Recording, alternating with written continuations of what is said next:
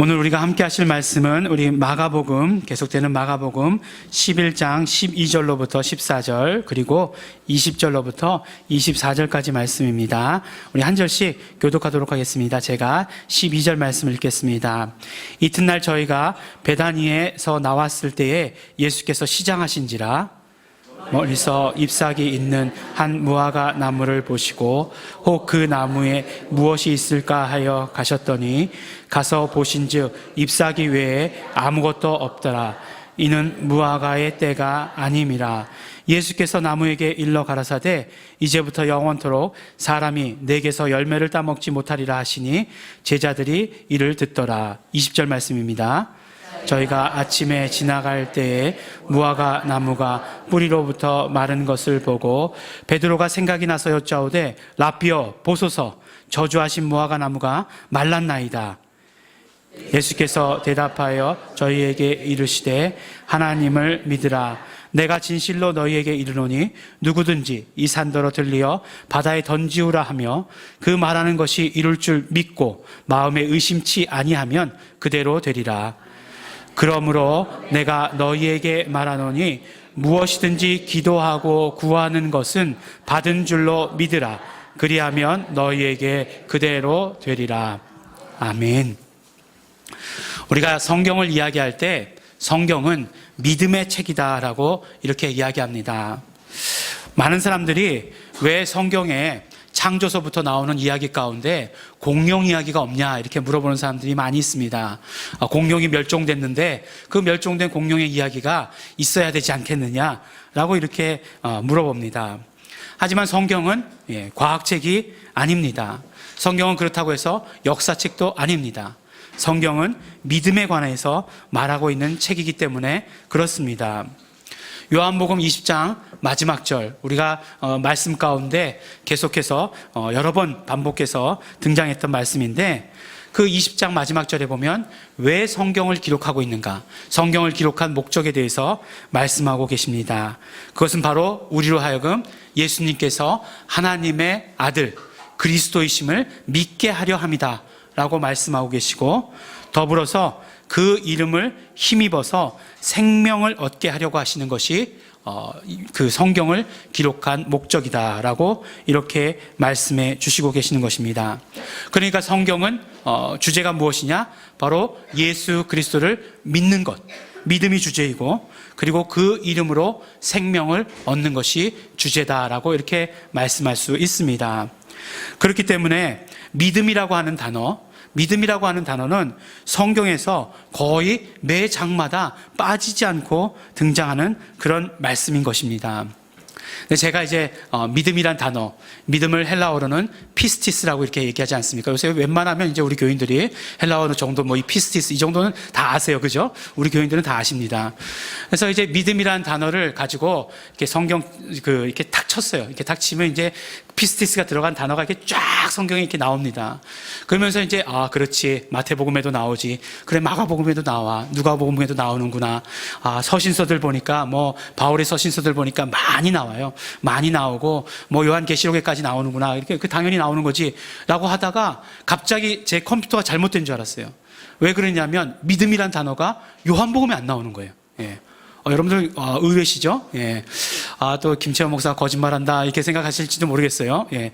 믿음이란 단어가 요한복음에 안 나오는 거예요. 그래서 깜짝 놀래가지고 아니 내가 알기로도 여러 군데 있는데 요한복음 14장 1절 뭐라고 얘기하죠? 하나님을 믿으니 또 나를 믿으라 이렇게 분명히 말씀하셨는데 믿음이란 단어가 안 나오다니 이럴 수가 있는가 이렇게 생각하고서 찾아봤어요. 그랬더니 이제 저는 이제 피스티스라고 하는 믿음의 명사형을 가지고 찾은 거잖아요. 그런데 요한복음에서는 믿음이라고 하는 명사형이란 단어가 하나도 안 나오는 거예요. 그리고 믿는다라고 하는 동사만 있는 거예요. 예, 굉장히 놀랍지 않습니까? 이것만 가지고도 굉장히 하루 종일 설교를 해도 또 할 수 있을 것이다라고 이렇게 생각이 돼요. 그러니까 믿는다라고 하는 그런 말씀으로만 요한복음에서는 기록되어 있어요.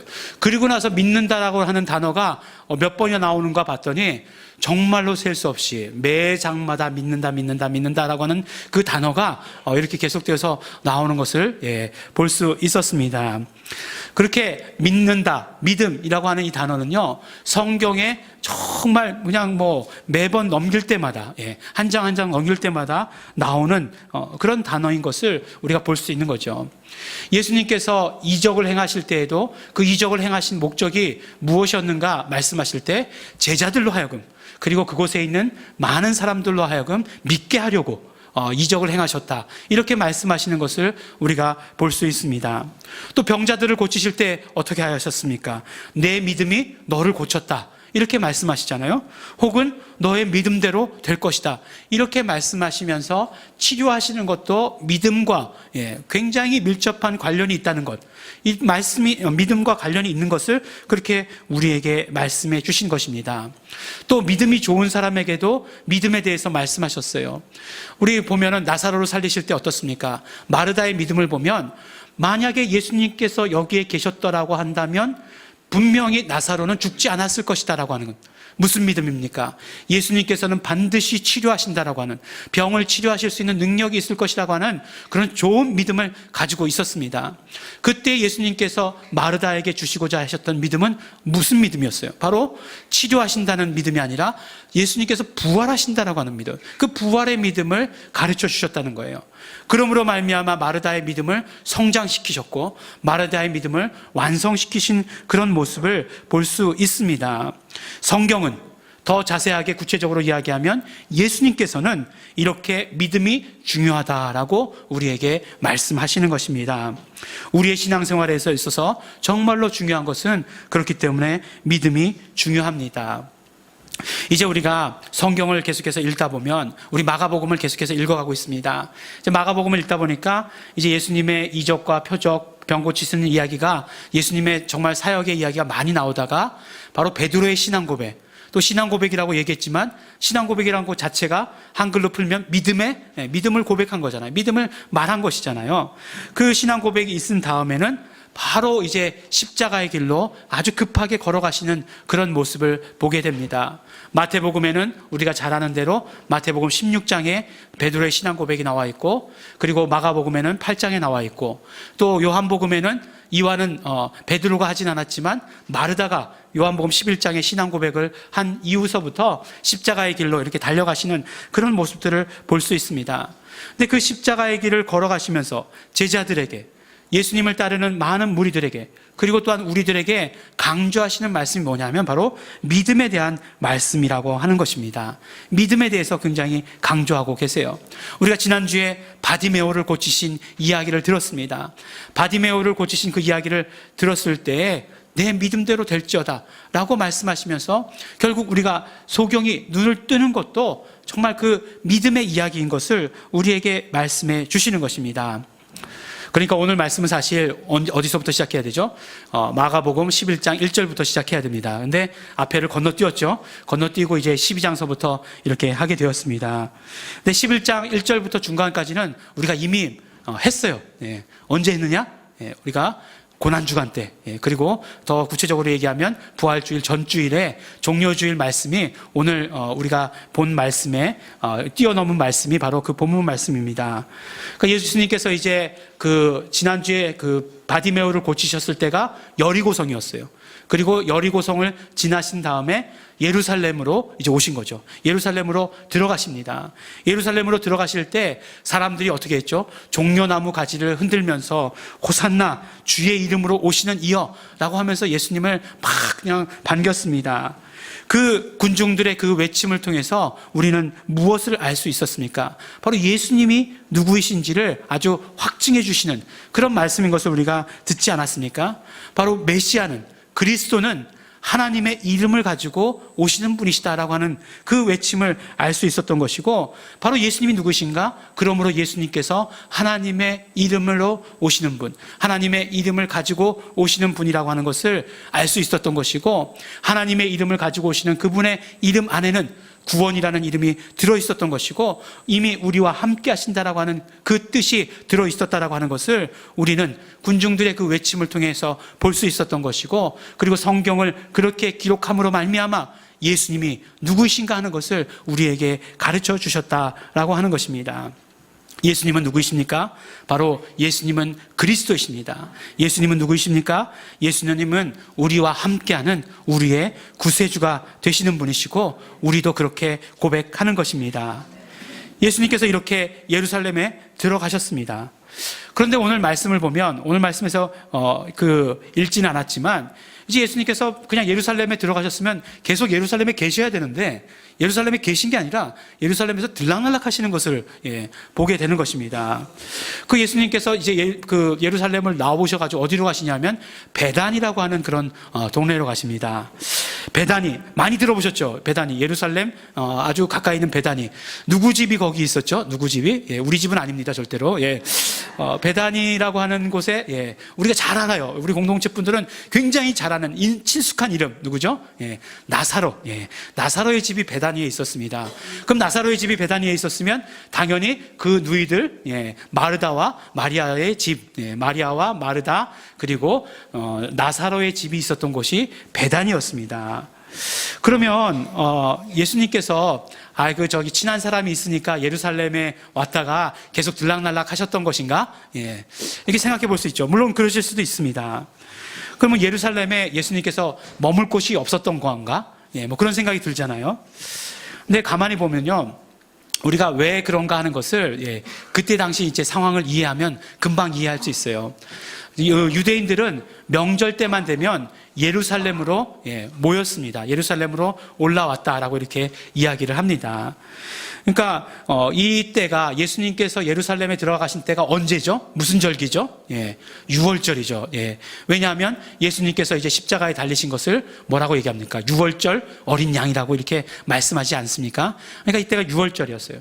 유월절이니까 많은 흩어져서 살던 사람들이, 그러니까 예루살렘에만 산 게 아니고 팔레스틴 여러 지역에 이제 그 유대인들이 흩어져서 살았어요. 근데 그 흩어져서 살았지만 명절 때만 되면, 이제 절기 때만 되면 예루살렘으로 몰려온 것입니다. 근데 예루살렘에 보통 인구가 몇만이라고 얘기하냐면 10만이 못 된다라고 이렇게 이야기를 합니다. 예수님 당시에 10만이 못 됐다라고 이렇게 이야기를 합니다.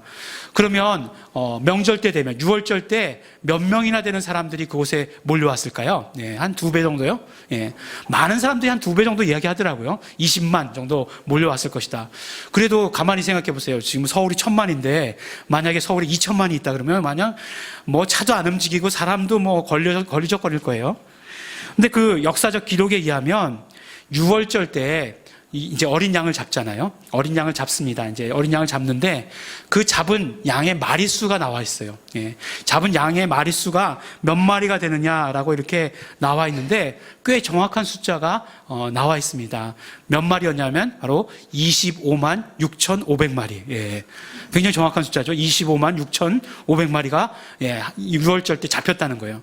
그러니까 보니까 일단 10만 명인데, 양이 25만 6천 마리가 잡혔다는 것은 적어도 뭐 25만은 왔다는 거잖아요. 양이 한 사람 앞에 한 마리만 잡아먹어도. 근데 오늘 그 점심 식사 메뉴가 닭입니다. 닭도리탕인데 뭐 맛있는 냄새가 지금 나고 있죠. 우리 뭐 요새 그런 얘기 흔히 하잖아요. 1인 1닭 얘기 많이 하잖아요. 그래서 뭐 요새 애들 보면은 한 사람이 한 마리의 닭을 먹는다 이렇게 얘기해요. 근데 그 당시에 6월절 날 1인 1양이었겠냐는 거예요. 그렇게는 못 먹겠죠, 설마. 그렇게는 못 먹을 거예요. 다들 그렇게 부자들은 아니었을 거예요.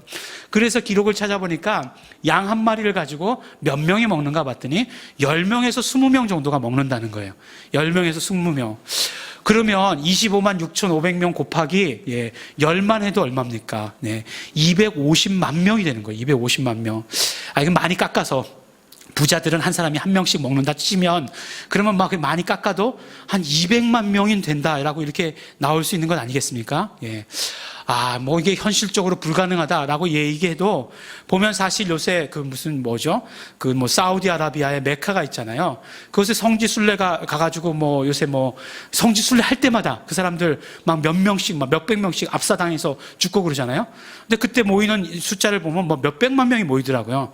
그런 걸 봐서는 또 그 열심을 봐서는 모일 수도 있었겠다라는 그런 생각이 듭니다. 하여간 어쨌든지 간에 엄청난 인원이 그 예루살렘에 몰려드는 거예요. 그러니까 예수님께서 베다니로 가셨다가 다시 들어오셨다가 하는 것도 너무나 이해가 된다라고 이렇게 생각이 됩니다. 그렇죠, 여러분들? 이제 이해가 되시죠? 왜 또 베다니에 갔다가 또 들어오셨다가 이렇게 그냥 머물러 계시지 않고 그 중요한 때 그러니까 이제 이해가 되십니다. 이 베다니는 그렇게 멀지 않은 곳이었대요. 그러니까 뭐 오리, 그러니까 2km 정도 떨어진 그런 도시였다라고 이렇게 이야기합니다. 예수님께서 이제 출퇴근하시는 거죠. 이렇게 출퇴근하시는 겁니다. 근데 출퇴근하시다가 베다니에서 이제 아침에 이제 일찍 나오시다 보니까 어떻게 되는 거죠? 아침을 못 드셨어요. 아침을 못 드셔가지고 굉장히 시장하셨습니다. 근데 시장하시다가 이렇게 들어오시다 보니까 저기 보니까 무화과 나무가 아주 그냥 잎이 아주 풍성한 거예요. 그래가지고 혹시 뭐가 있나 해가지고 무화과 나무 그 있는 데로 가셨습니다. 그랬더니 열매는 하나도 없어요. 열매는 하나도 없고 잎만 무성한 거예요. 그러자 예수님께서 어떻게 하시느냐? 예수님께서 무화과 나무를 저주하십니다. 저주하시면서 내가 이제부터 영원토록 사람이 내게서 열매를 따먹지 못할 것이다 라고 이렇게 저주를 하십니다. 그런데 너무나 정말 궁금한 것은 뭐냐면 성경이 그 다음에 열매가 없는 이유에 대해서 얘기하고 있어요. 열매가 없는 이유가 뭐냐면 아직 무화과 나무의 때가 아니다라고 말씀하시는 거예요. 그러니까 열매가 열릴 때가 아닌 거예요. 열매가 열릴 때가 아닌데 예수님께서는 열매를 찾으셨고 열매가 없으니까 그 무화과 나무를 저주해 버리신 거예요. 궁금합니다. 그런데 이제 말씀드렸던 대로 출퇴근하셨다고 얘기했잖아요. 이 예루살렘에 들어가셨다가 이제 예루살렘에서 나오는 길입니다.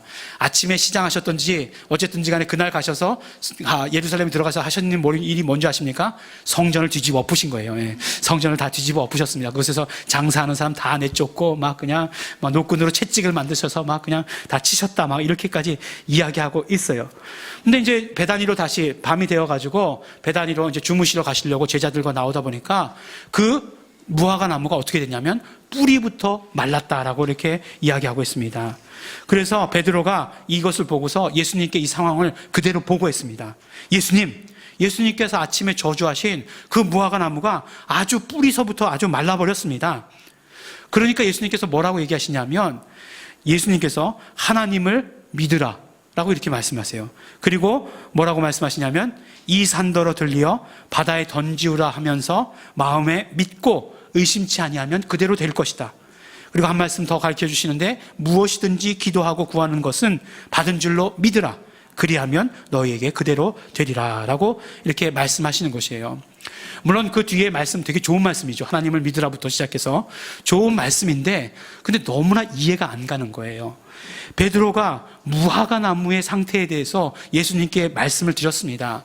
그랬더니 예수님께서 뭐라고 말씀하세요? 하나님을 믿으라 이렇게 말씀하시는 거예요.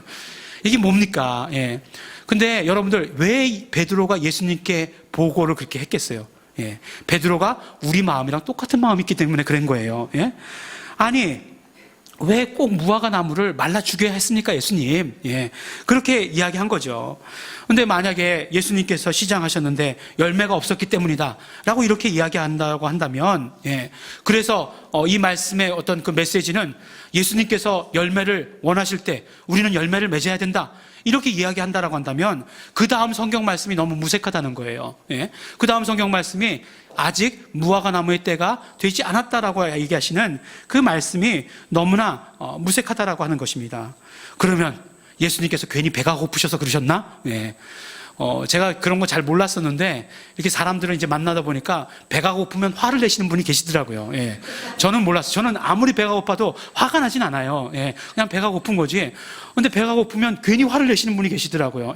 가까이 계세요. 그래가지고 그냥 깜짝 놀랐어요. 그래서 그다음부터는 막 식사 시간이 지나면 약속을 하지 않습니다. 그냥 먼저 드시라고 이렇게 그냥 이야기를 했죠. 네. 그러면 예수님께서 배가 고프셔가지고 시장하셔가지고 화가 나셔가지고 그러셨는가? 또 그거는 또 예수님의 성정하고 너무 맞지 않는 것 같아요. 그죠?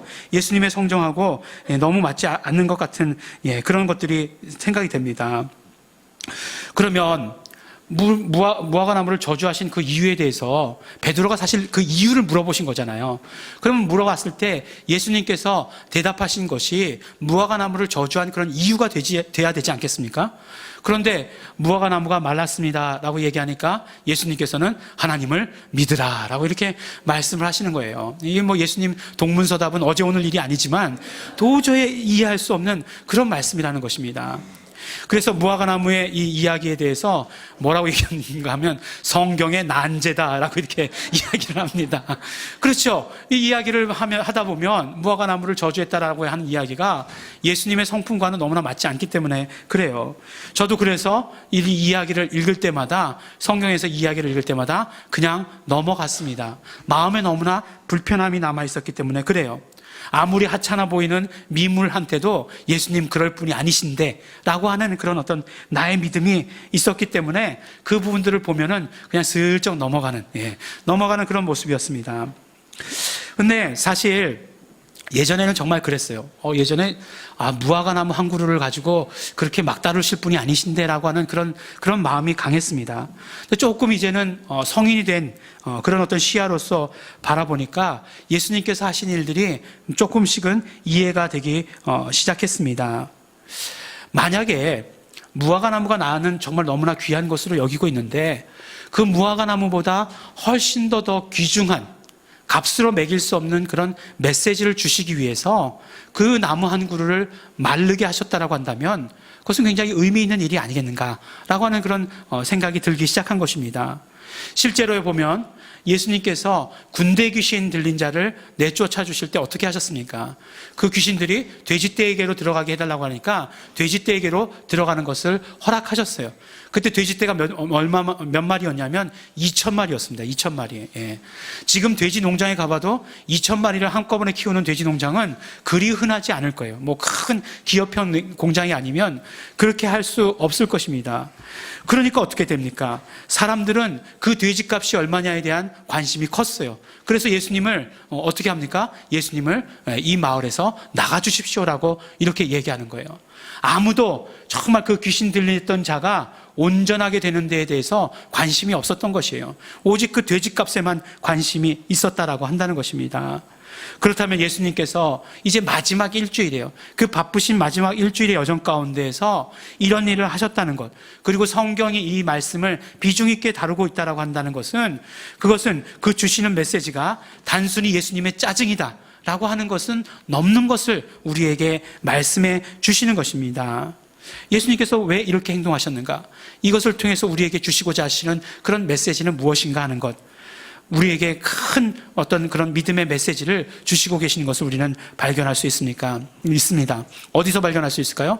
바로 예수님께서 대답하신 말씀 가운데 발견할 수 있는 것입니다. 뭐라고 말씀하셨습니까? 하나님을 믿으라 라고 이렇게 말씀하셨어요. 근데 이 하나님을 믿으라 라는 말씀을 헬라어의 원어로 보면 뭐라고 말씀하고 계시냐면 하나님의 믿음을 가져라 라고 이렇게 말씀을 하고 계십니다. 믿으라 라고 하는 동사가 없었던 것도 아니에요. 분명히 요한복음에 말씀드렸던 대로 믿으라라고 하는 동사가 있습니다. 그럼에도 불구하고 예수님께서 뭐라고 말씀하시냐면 하나님의 믿음을 가져라 라고 이렇게 말씀하시는 것이에요. 그러면 무화과 나무가 마른 것하고 믿음하고 분명히 어떤 관계가 있는 것을 우리는 생각할 수 있게 되는 것이고, 그것이 예수님께서 우리에게 주시고자 하시는 메시지임을 우리는 짐작할 수 있게 되는 것입니다. 첫 번째로 이 사건을 통해서 예수님께서는 우리에게 무엇을 말씀해 주시려고 했냐면 오직 믿음으로 라고 하는 것을 우리에게 말씀해 주시고자 한 것입니다. 오직 믿음으로.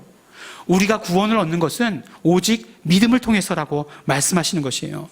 비록 우리의 행동이 정말 우리의 어떤 성품이 불완전하다 할지라도 우리가 구원을 얻는 것은 예수님을 영접하고 예수 이름을 믿을 때 우리는 구원을 얻는다는 것입니다. 많은 사람들이 교회에 다니는 사람들은 다 완전하다라고 이렇게 생각하고 있어요. 예. 구원을 받는 것이지 완전한 사람들이 구원을 받는 것은 아닙니다. 완전하지 못함에도 오히려 또 역설적으로 구원을 받을 수 있는 것은 우리에게 믿음이 있기 때문이고 그 믿음으로 우리는 구원을 받는다라고 하는 것입니다. 그런데 오직 믿음으로라고 하는 것을 제일 반대했던 사람들이 누구냐면 바로 유대인들이었습니다. 지금 우리는 믿음으로 구원받는다는 것에 대해서 굉장히 익숙해 있지만 그들에게 있어서, 유대인들에게 있어서, 특히나 바리새인들과 서기관들과 또 사두개인들에게 있어서는 오직 믿음으로 구원을 받는다라고 하는 것은 그들에게 있을 수 없는 일이었어요. 그들에게 있어서 구원을 받는 방법은 무엇이었냐면 율법을 지키는 것이었습니다. 그래서 율법을 지키는 것, 율법을 잘 지키기 위해서 율법의 여러 조항들을 또 계명으로 만들어놨고 또 그것을 가지고 전통으로 만들어냈던 것입니다. 구원을 받을 수 있는 것은 그것을 지킬 때만 구원받을 수 있다라고 생각했던 것이에요. 바로 무화과 나무가 오늘 우리에게 가르쳐주는 것은, 무화과 나무가 상징하고 있는 것은 무엇이냐면 그것입니다. 유대인들이 지켜왔던 율법들, 그 정말 무수히 많았던 계명들, 무수히 많았던 그런 어떤 전통들, 절기들을 지키는 것, 음식에 관한 법들, 이런 모든 것들을 말씀하고 있는 것이에요. 그러나 그것들이 예수님 보시기에는 아무것도 쓸모가 없었다라고 하는 것을 말씀해 주시는 것이고, 아무것도 쓸모가 없는 것은 무엇이냐면 이제부터는 오직 믿음으로만 가능한 일들이었기 때문에 그렇다는 것을 우리에게 말씀해 주시는 것입니다. 사도 바울도 그의 서신서 가운데 뭐라고 얘기합니까? 그 정말 그 율법들, 그 무성했던 전통들을 의문에 속한 계명의 율법이라고 말씀하시고 그것을 원수된 것이다라고 이렇게 말씀하셔요. 예수 그리스도의 육체를 깨면서까지 그것을 깨트리셨다라고 그렇게 말씀해 주시는 것입니다. 예수님께서 그 무화과 나무를 정말 저주하신 것은, 그 무화과 나무가 뿌리부터 마르게 하신 것은 무엇이냐면 이제부터는 정말 그런 모든 정말 율법의 패러다임들이 다 무너져야 된다, 다 망해야 된다, 오직 믿음으로만이다 라고 하는 것을 우리에게 말씀해 주시기 위해서 그렇다라고 한다는 것입니다. 오직 믿음으로만 이것들이 이루어지는 것이다 우리에게 말씀해 주십니다. 우리도 잘 알고 있어요. 우리도 오직 믿음으로만이라는 거 잘 알고 있습니다. 하지만 우리의 삶을 보면 정말 오직 믿음으로만이라고 시작했다가 또 보면은 우리의 신앙생활 잘 보세요. 어떨 때 보면 정말 율법처럼, 율법주의자처럼 율법을 지키려고 하는 그런 모습들이 많은 것을 보게 됩니다. 물론 우리 교회 교인들 가운데는 그런 분들을 너무 볼 수 없어서 정말 다행이에요. 예. 볼 수 없어서 다행이지만 그러나 정말 크리스찬이라고 하면서 오직 믿음으로라고 하면서도 다시 율법으로 돌아가고 있는 사람들을 많이 보게 된다는 것입니다. 물론 그때 당시에 처음 예수님께서 말씀하실 때는 정말 그들과 얼마나 치열한 그런 어떤 다툼이셨겠습니까? 정말 그 무화과 나무를 말라 죽게까지 하시면서 그런 어떤 그 메시지들을 우리에게 주시기를 원하셨던 것이에요. 적어도 제자들은 알아듣기를 원하셨던 것입니다. 그 무화과 나무를 마르게 하신 것은 오직 믿음으로라고 하는 것을 우리에게 보여주시기 위해서 그랬던 것입니다. 두 번째로 우리는 그 믿음을 오늘 성경 말씀 가운데서 하나님의 믿음이다라고 말씀하시는 것을 볼 수 있습니다. 그럼 하나님의 믿음이라고 하는 것은 무엇을 말씀하시는 것인가? 적어도 하나님의 믿음이라고 했으니까 우리가 첫 번째로 알 수 있는 것은 이 믿음이야말로 진짜 믿음이다라고 하는 것을 알 수 있는 것이죠. 세상에도 다 믿음이 있어요. 그렇죠? 우리 다 믿는다라고 얘기합니다. 서로 믿는다라고 얘기합니다. 그런데 그 믿음이 얼마나 불완전한 믿음입니까? 믿는다라고 하면서도 사실은 속으로 끊임없이 의심하잖아요. 세상 사람들 정말 그렇게 살잖아요. 그렇지만 하나님의 믿음이라고 하는 것은 진짜 믿음이라고 하는 것을 우리에게 말씀해 주시는 것이에요. 그럼 우리가 어떤 믿음을 가져야 되느냐? 진짜 믿음, 하나님의 믿음인 진짜 믿음을 가져야 된다라고 말씀해 주시는 것이에요. 그러면 진짜 믿음은 어떤 특징을 가지고 있느냐? 진짜 믿음이라고 하는 것은 우리 가운데 계속 역사하는 것이 진짜 믿음이에요. 계속 작용해야 되는 것이고, 계속 그 믿음이 생성돼야 되는 것이고, 계속 그 믿음이 지속돼야 되는 것, 보존돼야 되는 것이 진짜 믿음입니다. 어떻게 이야기할 수 있겠습니까? 이 진짜 믿음은 살아있는 믿음이다라고 말할 수 있는 것이에요. 그러니까 우리가 믿음을 이야기할 때 이렇게 생각하면 좋을 것 같아요. 우리가 지금까지는 우리 믿음의 크기가 크게 해달라고 늘 얘기했습니다. 내가 정말 가지고 있는 믿음이 조그마니까, 늘 적은 믿음 때문에, 부족한 믿음 때문에라고 얘기했는데, 이제는 그렇게 간구하지 말고 나의 믿음이 살아있는 믿음이 되게 해주십시오라고 얘기하는 게 훨씬 더 정확한 표현이 될 것이라는 것이에요. 내 믿음이 살아있는 믿음이 돼야 되는 거예요. 믿음이 살아있다는 건 무슨 말입니까? 한 번 하고 만다는 그런 얘기가 아니잖아요. 계속해서 믿는다는 그런 말씀 아닙니까? 그래서 요한복음 말씀 다시 인용하는데, 요한복음에는 그걸 아주 정확하게 표현을 해줍니다. 너희들이 하나님을 믿는다, 그러면 나도 믿어라라고 이렇게 명령을 하십니다. 근데 나도 믿어라라고 명령하실 때 어떻게 말씀하시냐면, 그 헬라어 표현은 동사의 그 명령법이지만 현재형을 사용하고 있어요. 예. 이제 우리 다 아세요. 아, 현재형이야? 그럼 무슨 의미인지 다 아세요. 무슨 말씀이죠? 이거는 계속 되어야 된다는 그런 말씀이에요. 그렇잖아요. 그러니까 그 예수님을 믿는 것을 내가 예전에 믿음 좋았었어라고 얘기하고 한 번 믿은 것으로 끝내는 것이 아니라, 지금도 계속해서 믿고 있고, 내가 지금 이 순간 교회를 나가는 그 순간에도 계속해서 믿는 것, 그것이 살아있는 믿음이고, 그것이 진짜 믿음이고, 그것이 하나님의 믿음이라고 하는 것을 우리에게 말씀해 주시는 것입니다. 그러므로 하나님의 믿음, 살아있는 믿음은 언제나 우리 삶 가운데서 역사하는 것이에요. 우리가 지금까지는 정말 작은 일에는 작은 믿음이 필요하고, 큰 일에는 큰 믿음이 필요하고, 이렇게 생각했지만 그것이 아니라는 것이에요. 그런 개념이 아니라, 우리의 믿음이 살아있기만 한다면 아무리 큰 일을 만나도, 정말 그것이 오늘 성경 말씀 가운데 그것이 산을 옮기는 일이라 할지라도, 그래도 정말 살아있는 믿음만 있으면 된다라고 우리에게 말씀해 주시는 것입니다. 이제 우리의 믿음의 개념을 우리 정말 이제 옮겨 가지셔야 됩니다. 내 믿음이 작으냐 크냐 그런 개념이 아니라고 말씀드렸어요. 내 믿음이 살아있느냐, 내 믿음이 죽었느냐, 이 개념이라고 말씀드렸어요. 그러니까 우리의 믿음이 살아있기만 하면 된다는 거예요. 기도할 때도 우리의 믿음이 어떻게 된다고요? 기도할 때도 우리의 믿음이 살아있어야 된다는 것입니다. 그냥 한번 정말 기도할 때 그냥 사용하고 끝내는 것이 아니라, 기도할 때도 우리의 믿음이 살아있어야 된다는 거예요. 그러면 어떡합니까? 우리의 믿음이 살아있다라고 한다면, 그것은 우리가 정말 믿고 기도한 모든 것들이 그대로 응답받는다라고 우리에게 말씀해 주시는 것입니다. 정말 한 번만 사용하는 것 아닙니다. 기도할 때는 그냥 근심 걱정 다 쏟아넣었다가 아멘 하면 다시 집어넣었다가 그러면 다시 쏟아놨다 다시 집어넣었다, 이거 아니라는 거예요. 우리가 믿음이 있으면 한 번 쏟아놨으면 그냥 그것으로 빠이라는 거예요. 정말 그렇다라고 하는 것을 우리에게 말씀해 주십니다. 산을 옮기는 일도요. 우리가 믿음이 살아있다면 산을 옮길 수 있다는 거예요. 산을 옮길 때마다 늘 생각나는 거는, 제가 이제 방위할 때 이제 그 제일 많이 했던 일이 뭐냐면 삽질이었어요. 삽질. 군대 가가지고 제일 많이 한 일이 삽질입니다. 근데 왜 언제 삽질을 많이 하게 되냐면, 이제 부대장님 말고 이제 부대장님 사모님께서 부대를 산책하시다가 저기가 시야에 가리는 것 같아라고 얘기하면, 그 다음은 그 산이 없어집니다. 예수 이름으로 기도하지 않아도 다 뭐 포크레인으로 한 산만 퍼서 없애면 될 것 같은데, 절대 그렇게 하지 않죠. 많은 군인들이 동원되어가지고 한 삽씩 파내가지고 그 다음날 되면 그 산이 없어지는 그런 아픈 얘기가 생각이 나는데 그렇게 없어지는 건 말고요. 그렇게 없어지는 건 말고, 정말로 우리의 믿음이 살아있다라고 한다면, 바로 정말 우리가 어떤 일을 만난다 할지라도 그 일들은 분명히 사라지게 되는 그런 경험을 우리가 하게 될 것이다라고 하는 것입니다. 이제 예수님이요, 곧 무슨 일을 만나게 되십니까? 곧 예수님께서 십자가를 지십니다. 근데 그 십자가를 지시는데, 그 십자가의 그런 어떤 공로를 우리가 모두 받을 수 있는 그 방법, 예수님께서 십자가를 지심으로 말미암아 우리의 모든 죄가 해결되고, 우리의 모든 삶의 문제들이 해결되고, 우리의 모든 질병들이 해결되는 그런 것을 경험할 수 있는 방법, 무엇이냐? 바로 믿음으로라고 우리에게 말씀해 주십니다. 믿음 가운데서도 어떤 믿음? 살아있는 믿음, 진짜 믿음, 하나님의 믿음, 그 믿음으로만이 우리는 정말 예수님의 모든 공로를 우리가 경험할 수 있다라고 말씀해 주시는 것입니다.